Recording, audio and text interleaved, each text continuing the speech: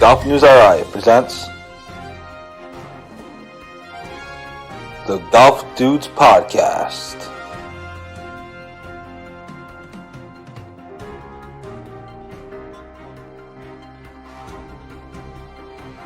Here are the dudes. Hey everybody, welcome to the Golf News Podcast.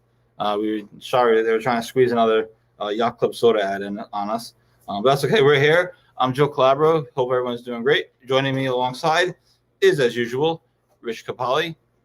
Rich, how you doing today, buddy boy? Not bad. Nice, relaxing day. Watched a little bit of golf today. Looks like most of the snow will be gone by Sunday. So hopefully, maybe play some golf. Maybe next weekend or something like that.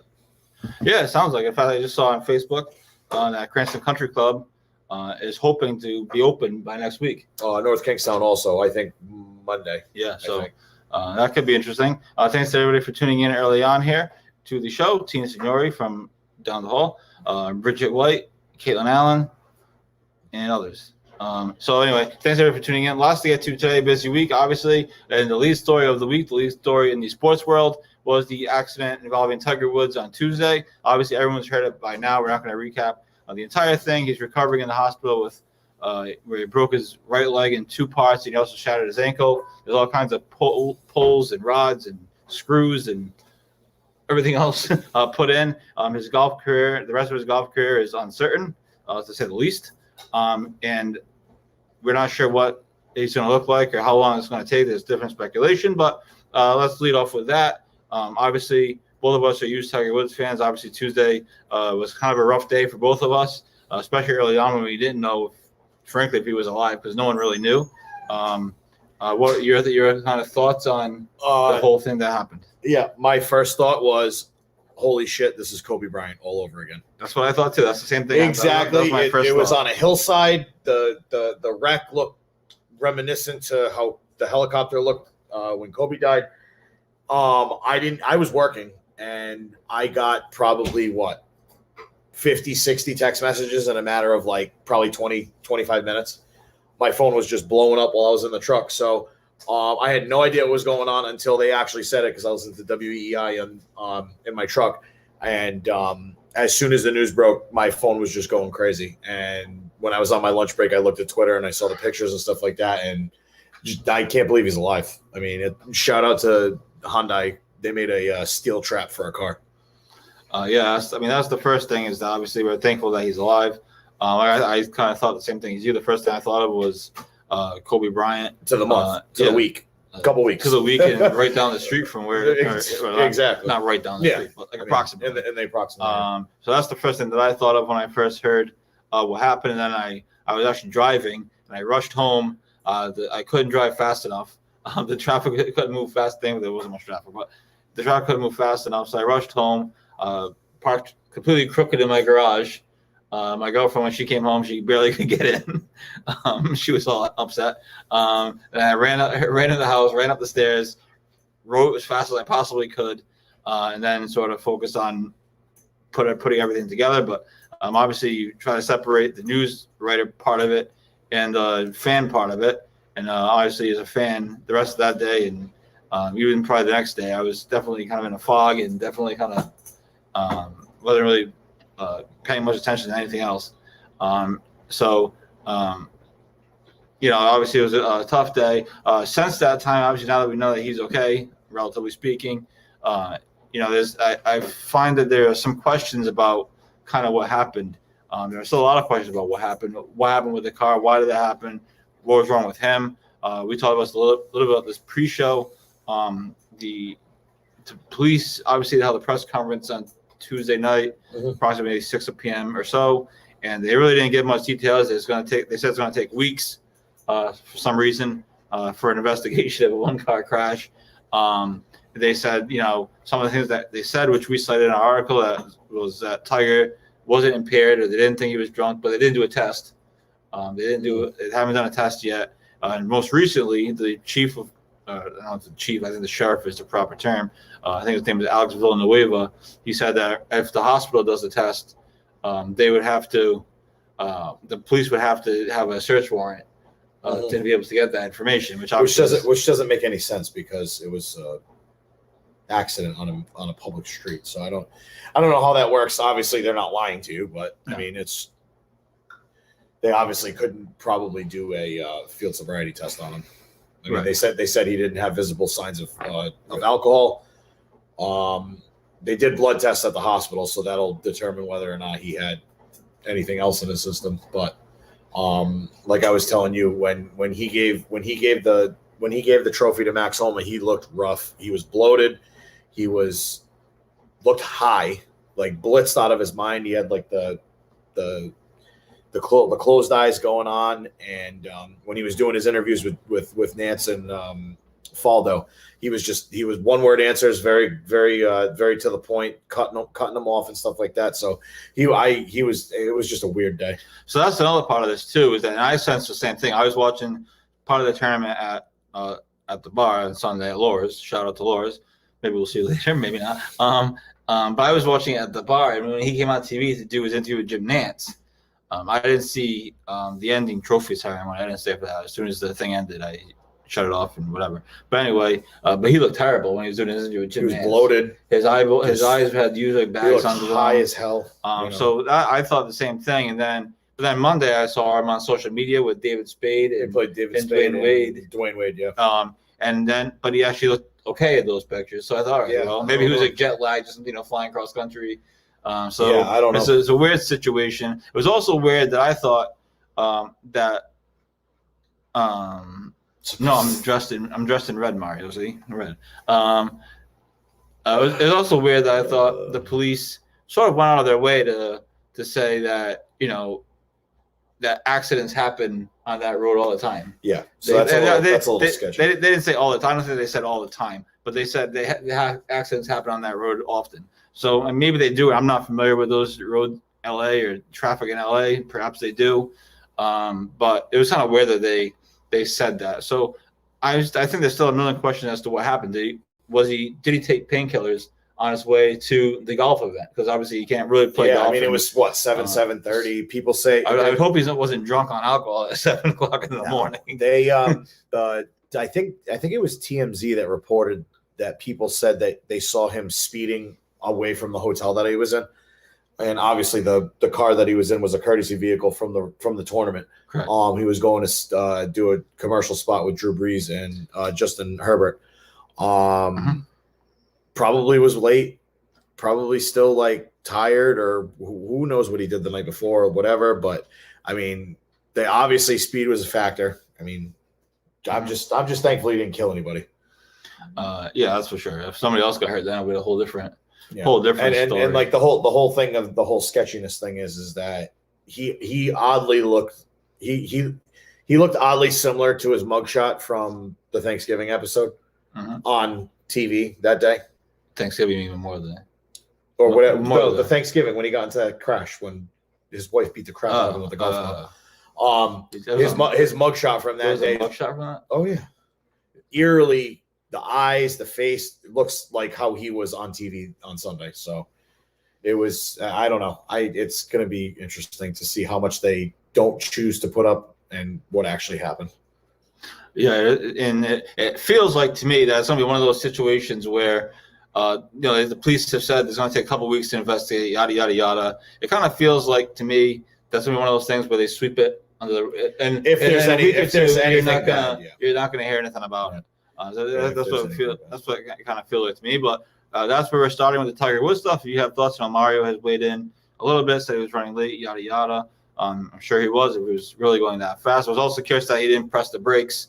The police said there was no sign of pressing the brakes or. So I just saw something from Boston.com that said that they're gonna have information from the black box in the car in the next week or so. So that knows how that's going to happen. That'll be interesting. That'll actually show the numbers of what happened while the crash was going on. So who knows what that's going to what's going to happen with that. Jimmy Slick says, "I am listening." That's great. What's up, Jimmy? Hope you're doing well. Thanks for tuning in to the show, and hopefully we'll see you once golf season begins. I'm sure we will. Absolutely. So that's where we're starting with the Tiger Woods stuff. My mother comments very excuse me, very strange that there were no skid marks on the road. Could be painkillers because it seemed like he didn't even try, and that's something that actually a valid point from my mother. That's kind of what I was thinking. Like, why would you even try? If you're going that fast, you don't really have time to react. So that's true too. Especially on like a winding road and stuff like that. If you're going, however fast he was, I don't know. It's all just messed up. It's a bizarre situation, to say the least. But if people want to continue to weigh in on Tiger Woods, you can. People already are. Jimmy Slick says he's texting. And that was another thing too that they could have been texting too. That was one of the radio shows. Texting Drew Brees that he was late. Yeah, or whatever it was. Yeah. So because he looked like you said, he looked completely fine the day before with Spade and Wade. So yeah, I mean that was just in a photo though, so you just never really know. But anyways, so we can talk about that throughout the show. People are continuing to weigh in, so we'll let people do that. But Tiger Woods certainly is on the table. We led with that today because. That was the biggest story in sports this week, and at some point you have to lead with the biggest story, and that's what we did. So that's on the table. Quickly, some local stuff. College golf season is fully underway, which has been pretty exciting.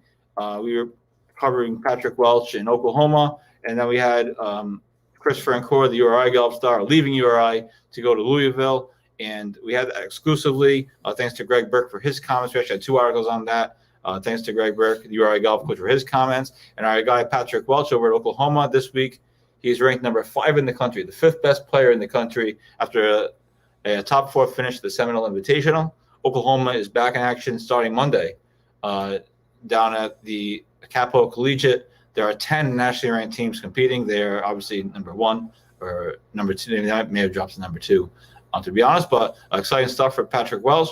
And obviously Christopher Encore moving to Louisville. I think he's looking for a bigger program, a chance to maybe go pro, but we'll follow him and Notre Dame as well. So exciting to see college golf kind of get underway. Yeah, the only thing that sucks for me is I work Monday, Tuesdays, Wednesdays, so I don't really get to see any of the limited coverage that Golf Channel has. But like when they have the championships and stuff in June, is it May? May something like that. Especially when they have it on like Thursday, Friday, Saturday, or Friday, Saturday, Sunday. I always tune in, and I love watching the singles matches, the alternate shot, all that stuff, or whatever the case may be. Mario says, imagine how good he, meaning Patrick Welch, would be if he had a normal grip. Yes, he has a reverse like wear grip. Is it's a famous. Well, and it's not. I wouldn't say famous, but it's a well-known thing. It's been featured in many stories and TV features and stuff. It's gotten this far, so I don't think he can change it now. But it's gotten this far, so we'll see. Yeah, he can kick our ass any day of the week, that's for sure. Normal grip, screwy grip, it's not really going to matter. So that was on the table. So that's on the table as well as some college golf stuff. And just to finish on the Christopher Encore point, and his career at URI obviously was cut short because they didn't have a season last year. Like anybody else, he played in 24 events for URI, had 2 wins, 7 top 5 finishes, and 11 top 15 finishes, and he was voted the 2020 New England Golfer of the Year. We reported back at the Travelers Championship, he just missed the cut to Monday qualifier with the Travelers. For that tournament, he missed about like 3 or 4 shots, which isn't a ton in golf, obviously. So we'll keep an eye on him. Mario says URI is a legit golf program. We'll see when they start. We're excited to cover URI golf and talk, and also Bryant golf as well, and talk a little bit with Greg Burke and others in the college golf land. So we're excited for that as well. So some quick news and notes that we have. Again, this is not necessarily talking points, but just things to hit on that I wanted to get to. Mario says they're way better than PC. I don't think PC has a golf team. I've checked; they don't have a golf team, so not sure what that means. Can't wait to talk about our Friars and 53% shooting. Oh, please don't get us started, Jimmy. Jesus. From last night. Oh. Well, this is a golf show, so we're gonna stick to golf because we actually do have golf content today. But maybe if we have a minute at the end, we can do another sports thing. Some quick news and notes. We did mention off the top. You said North Kingstown was hoping to open. Oh yeah, let me. I got an email today. I just gotta find it. Cranston Country Club announced they're hoping to open next week once the snow hopefully melts. So we'll keep you posted on that. Rich mentioned earlier that North Kingstown, he's just double checking for us on that. So maybe some early March golf for you. Yeah, for right you here. diehards. The 26th. So tomorrow. Yeah. Walking only. All the snow's gone, they said. So reduced winter rates in effect through March. Tee times available on their website. So there you go. So you can go play golf tomorrow if you want to do. So there's that. Other quick news bits that I have, and I'll let Rich add anything that he has. Fenner Hill is hiring. If you're looking for a job in golf, or you know somebody, we posted that story earlier this week. They have jobs in the golf shop, the grounds crew, restaurant, etc. So there's a contact person in our article, so make sure you reach out to them if you know someone that's looking for a job. Also, Allison Malong was named, I hope I'm pronouncing her name right, I'm sure I'm not, was named program manager at First Tee Massachusetts. So congrats to her.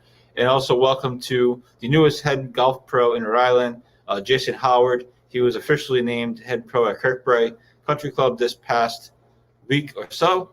So congrats to him, and we look forward to meeting him. I look forward to meeting him in the near future. I think he officially starts, I want to say March 15th. I could be wrong on that, but it's somewhere in mid-March. So congrats to Jason Howard on being named the head pro at Kirkbride. And so that is where we are with that. Do you have anything else to add on the local front? No. I'm gonna hopefully find out some stuff. I'm assuming that the King's gonna have similar opening procedures in the next week or so. I know it's supposed to rain like hell on Saturday, so that should wipe out the rest of the snow for the area. Only thing is how quickly the ground softens up, because when I was working, it was the lawns were really, really wet. So it'll probably take a couple of days of over 40-degree weather to hopefully mop up that water, and then hopefully, knock on wood, we should be good to go. Besides from a freak flash snowstorm or two. So absolutely, pretty exciting stuff, and we're gonna try to keep you posted on what golf courses are opening or are open, whatever it might be. Hours. As this stuff kind of comes down the pike. I literally just saw the Cranston Country Club thing kind of right before I headed out while I was trying to get myself ready, and obviously we'll get the North Kingstown thing up as well. Chunk Fest with the soft ground. Hey, it's better than not playing at all. So swinging is swinging. At least you get some club swings in, get some practice in. So, so there is that. So we'll keep you updated on that throughout the week. Probably have a handful of stories on it tomorrow. My list of writing that I have to do for tomorrow just grew, so that's exciting. Anyways, so that's some of the local stuff. Again, you can hit on any of that stuff throughout the show. Tiger Woods, the college golf stuff, and anything else you might might interest you. Let's make a jump, the smooth transition to the PGA Tour. And my question of the show, or question of the week. So this week, the tournament is being played at the Concession down in Florida, and that is based off of the famous conceded putt by Jack Nicklaus to Tony Jacklin, and I believe the 1969 Ryder Cup. We've all seen the video; it's a famous thing. This, being called great sportsmanship, et cetera, et cetera. So the question is, and we can banter this, and you guys can feel free to weigh in the comments. The question is, would something like that ever happen again in a Ryder Cup? And I mean it's happened. I mean, the Tony Jacklin putt was kind of a putt, with all the pressure. I'm not conceding that. No. Even in a friendly match, I'm not conceding that to you. We're playing for drinks or something like that. Hell no. You're putting that thing out. So do you think? So it was more of a gentlemanly thing, I think. Do you think something like that would ever happen again? And somebody would ever do that? Would Rory do that for? Hell no. Yeah, I mean, hell no, no. Not with how competitive. Well, I mean, I'm not saying that they weren't competitive years ago, but the Europeans and the Americans, or the Ryder Cup and the what's it called? President's Cup. Those teams, they're fiercely competitive, and they talk about it all the time. So, Rory giving Tiger a putt like that, or Rory giving, whatever it is, DJ a putt like that, never going to happen. Absolutely not. No way. especially for all the marbles. That's what I'm saying. That Tony Like, Jackson no. putt was for all the marbles, I believe. And we're playing That's my for like understanding. $12 cocktails. You know what I mean? So I tend to agree. I'm in the Ryder Cup these days. I think back then the Ryder Cup was more of an exhibition. Yeah, and it was more gentlemanly, and the game was more gentlemanly and stuff like that. It was still very much an exhibition phase. It's not an exhibition anymore, really. It's a real competition. thing. It's a real thing. Actual competition. And so I think it's so much different now. I think a player would get completely ripped to shreds if something like that ever happened. Yeah, that's what I mean.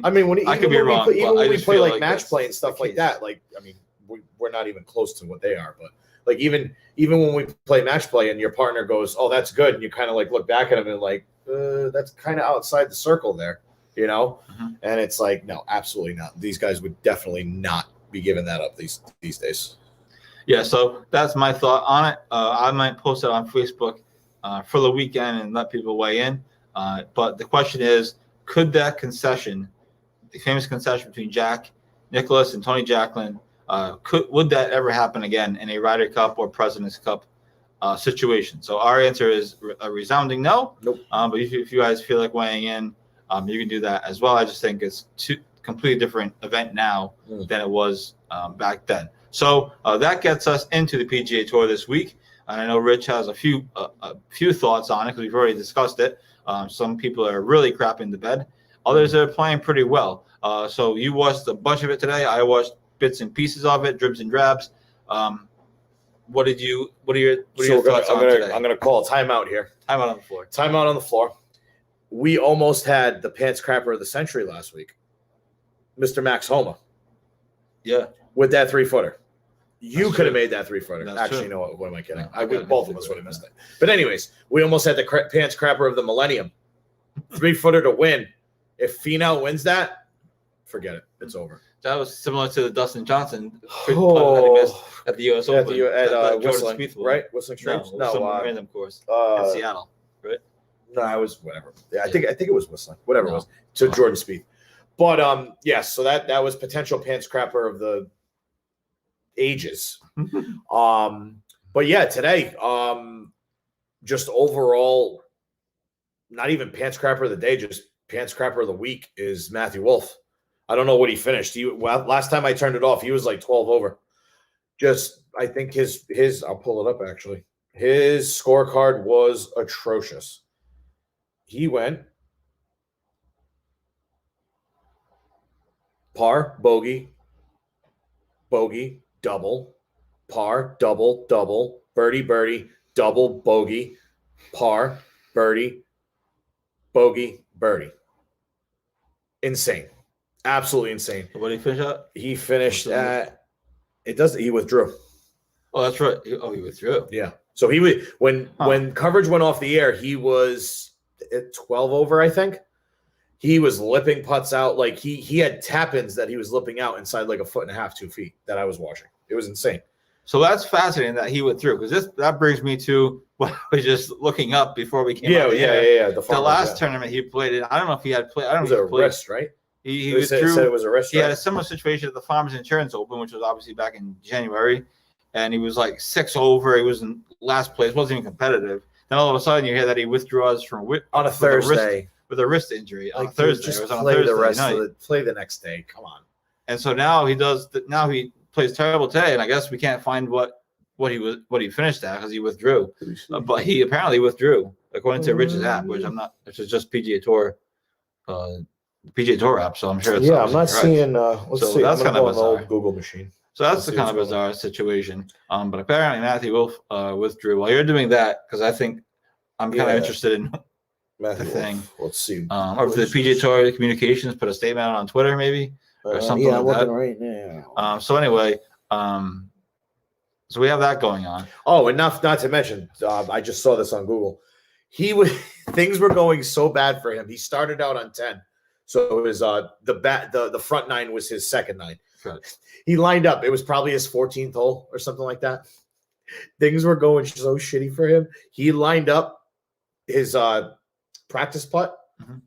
Hit the ball.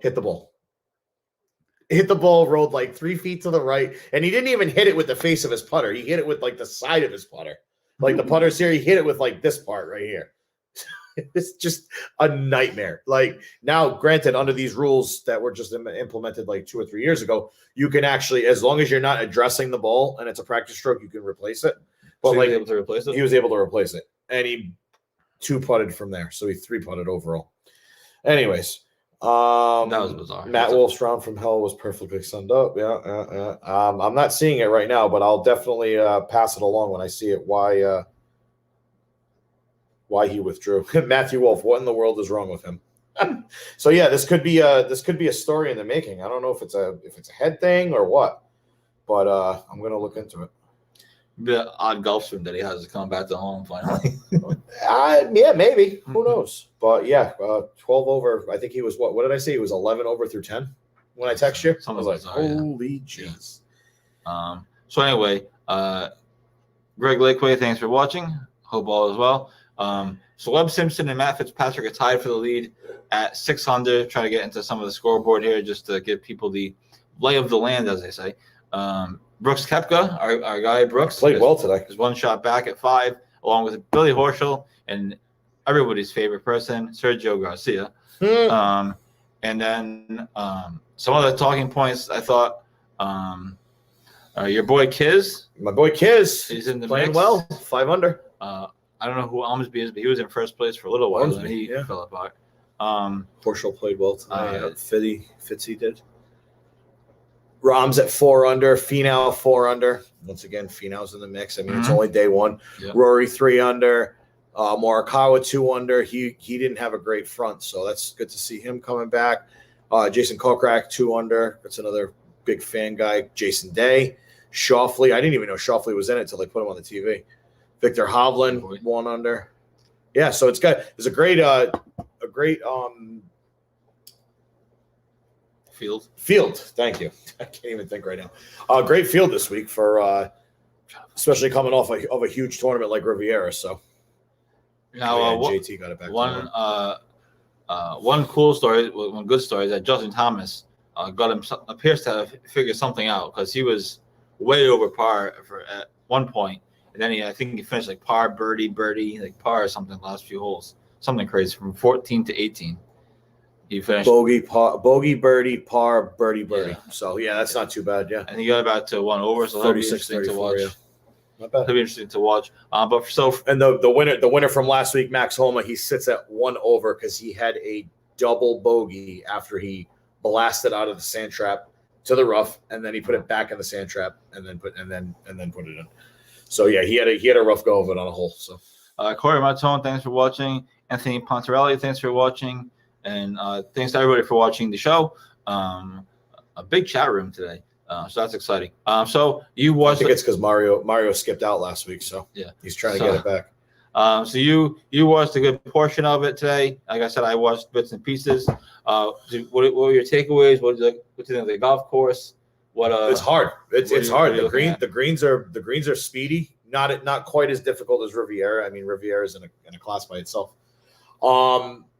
It's going to be good. I mean, I think if I'm not mistaken, the wind's supposed to pick up over the weekend. So whoever makes the cut is in for a decent challenge. Not quite what we saw last week at Riviera, where we had a wind delay, where they were just blowing balls off the green and the fairway.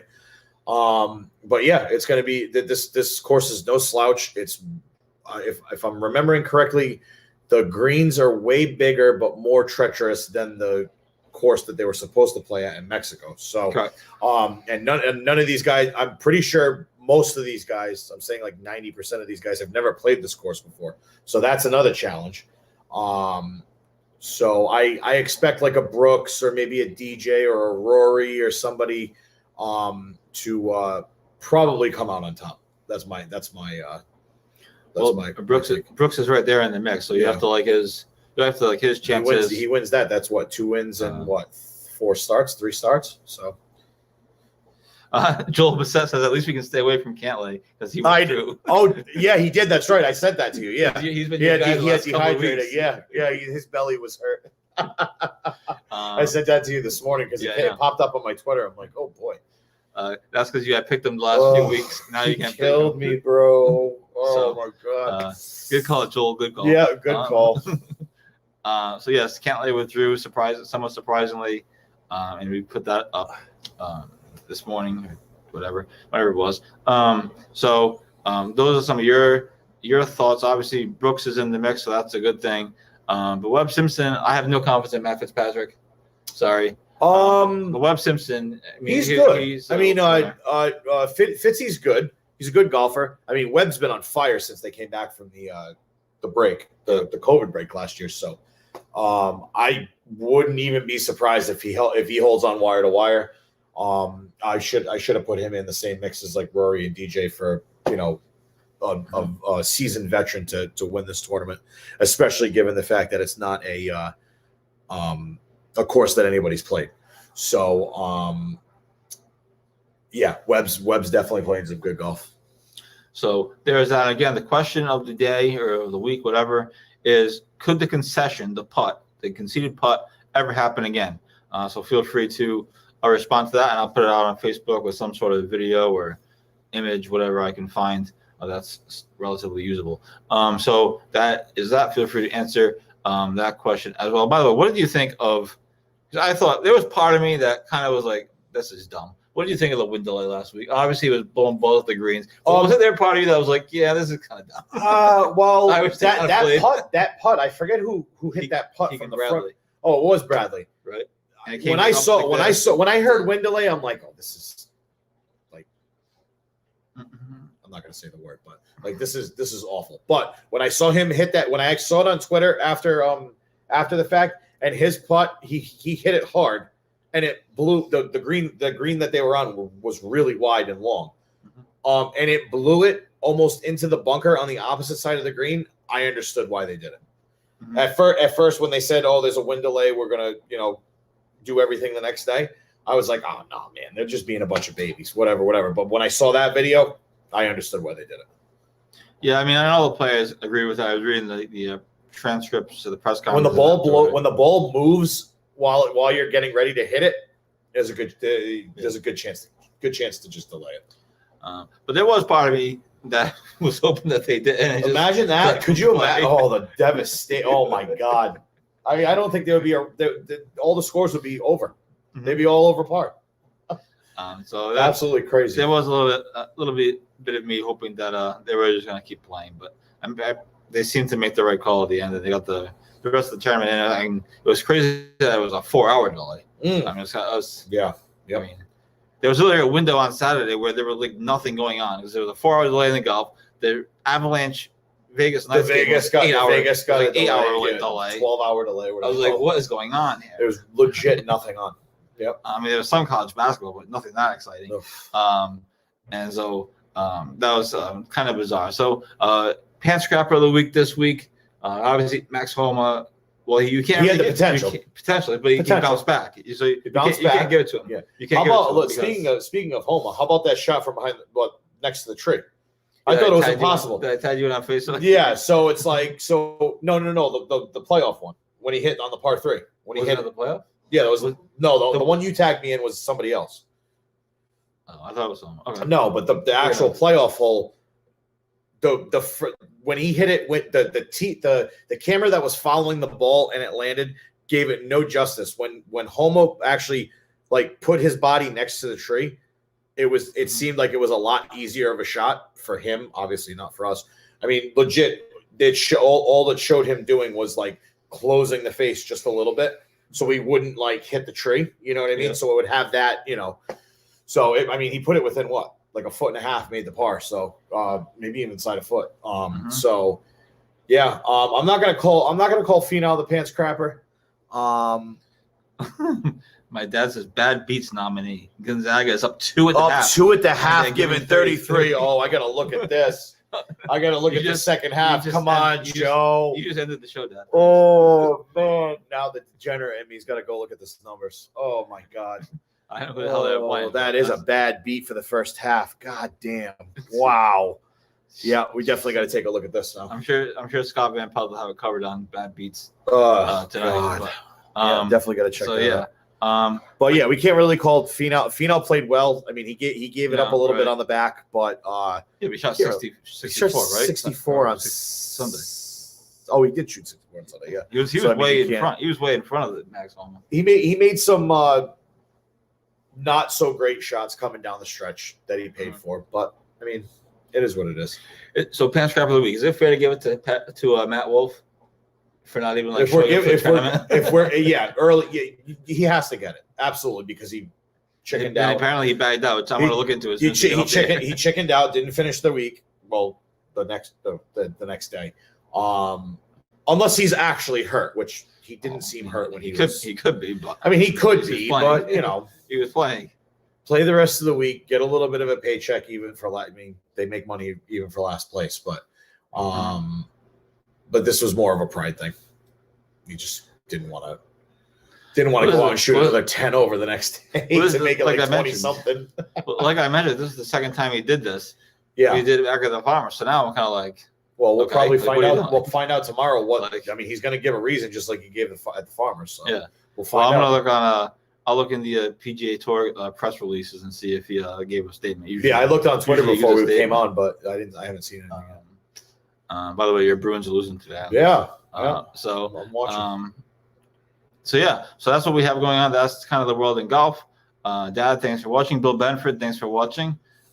Phyllis Clark, thanks for watching. Hope all is well with everybody. Hope everyone's having a great Thursday night. We had a big week this week. Content-wise, obviously, the Tiger Woods stuff kind of dominated the news cycle, and I'm sure people think we had too much Tiger Woods coverage, but that's what the news cycle dictates. So you have to go with the news cycle dictates. If anybody knows us, you saw this coming. Today, Phil responded or give his thoughts on in his press conference. I mean, Rory, he was right. Rory pretty much said it for everyone. You know what I mean? That's pretty. I mean, he said, "Well said." You know. That was it. You're first. Here's the question though. Do you think he's gonna come back? Nope. Do you think he's gonna try to make a comeback? Nope. I don't mean like the season. I don't mean the season. He may try to. How old is he? 40 what? 45. 45. I think he's gonna try to come back. I don't think he wants to go out 2 years. It's going to take him 2 years. He might just come back just to play like a fun event or something. I think they're trying to make. It's going to be at least 2 years. If he can walk and. If not, function, he might try to play in the Champions in 5 years. I mean, I don't know. I think he's going to make a comeback because I don't think he. I think he doesn't want to go out like this. You know what? He's stubborn enough to. He's come back from everything else. He's come back from everything else. He probably will. So I think. People are saying, his career could be over, and maybe I don't know. But I'm not saying he's going to win or anything. I'm just saying he's going to come back and play to play. He looked like a sack of crap on Sunday, and that just makes the accident look even that much. We already went over this, but it just makes it look so bad. Like oh man, for sure. Know. So I don't know. Oh, P.S. The Masters is in a month and a half. So get excited, boys and ladies. Masters in a month and a half. We should be seeing Masters commercials now, not like in the middle of January when it's snowing 7 inches an hour. You know, now once the snow starts going away, we should be seeing the ESPN commercials and the CBS commercials. But yeah, get excited for that. I mean, like I said, hopefully we'll maybe we can get in 9 holes next weekend if it's dry enough. Hey, you never know. Mud sucks. Mud's almost as bad as snow. But hopefully we can get some golfing. Who wins that? My dad says, who wins the next PGA tournament, Tiger or Charlie?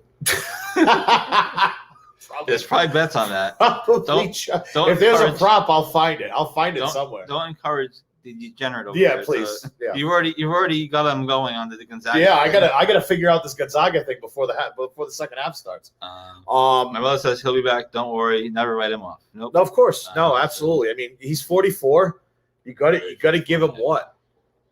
At least a year and a half, 2 years to recover. You know what I mean? Yeah. I mean, and who knows what this thing did to his back? Apparently nothing so far. Nothing's been reported. I mean, who knows at this point? Nothing's been reported.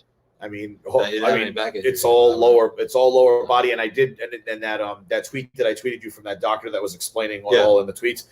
He said that if there was something good to come out of it, everything was on his right leg, his pivot foot, his pivot foot.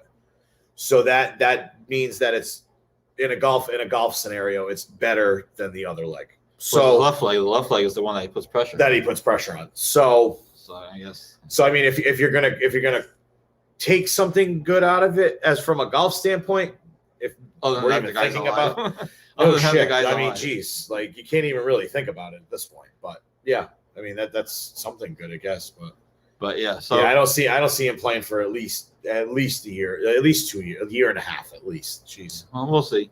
I'm sure there'll be more. Hopefully, there'll be more information. But like I said, it feels like one of these things where the police are just going to quietly.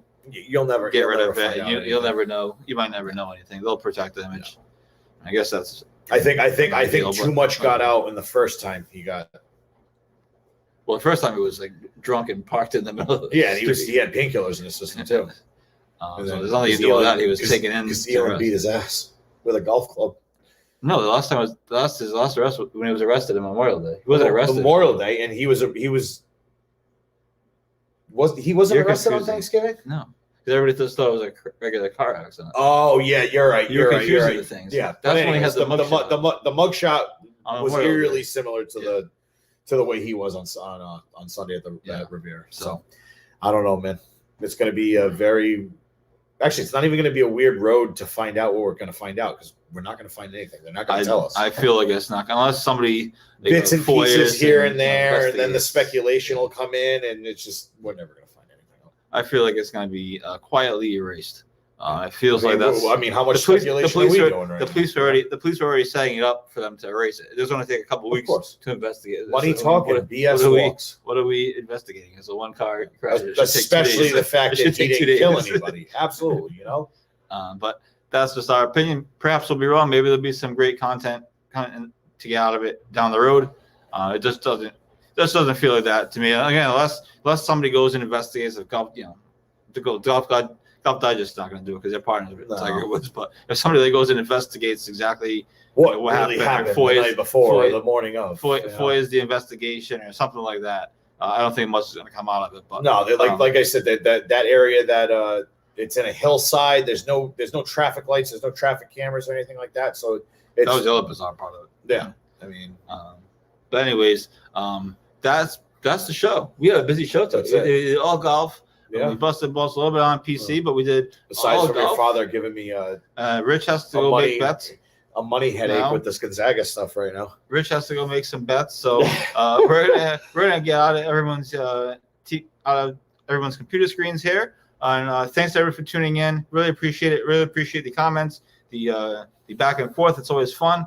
Again, we'll keep in mind the question of the week is: could the concession, the putt, not the tournament, the concession ever happen again? In today's Ryder Cup, President's Cup. I'll even include Solheim Cup if you want. Lots of golf this week. With the PGA Tour, you have Phil Mickelson playing on the Champions Tour. Yep. And you have Annika Sorenstam, the GOAT, is back on the LPGA Tour today. Oh, that's right. I forgot that was this weekend. It's on right now. Oh, yeah. Coverage started at 7:30. That's right. So lots going on in the golf world. Stick with us throughout the weekend. We'll also have plenty of content tomorrow as far as courses potentially opening. Like I said, my list of things I have to write for tomorrow literally just doubled from doing the show. I'm gonna say with the rain coming Saturday, you're probably gonna see emails probably like Monday or Tuesday of places opening, give or take. Once they dry out. So that's because it looks pretty much to be in the mid 40s next week. So that's when they'll dry. So that's pretty exciting. So we're gonna let you guys go about your day. Thanks for everyone for tuning in here on Facebook Live on Coalition Radio. Thanks to Pat Ford for allowing us to have this platform. Thanks to our producer Mickey for her hard work. I'm not sure if Pat has a show coming up, but if he does, hopefully you all tune in to hear what he has to say on the political front, which is not my front. So we're going to get out of the way and hope everyone has a great night and a great weekend. And we will talk to you next week. It's March, everyone. Golf season is My coming. boy will be doing the show solo. I have a prior engagement to go to, so you'll have to look at his beautiful face the whole night, and you will not see mine. So I may have a guest. Oh well, you'll be the sole host. So anyway, thanks everybody for tuning in. We're gonna get out of the way and have a great night, great weekend, and we will talk to you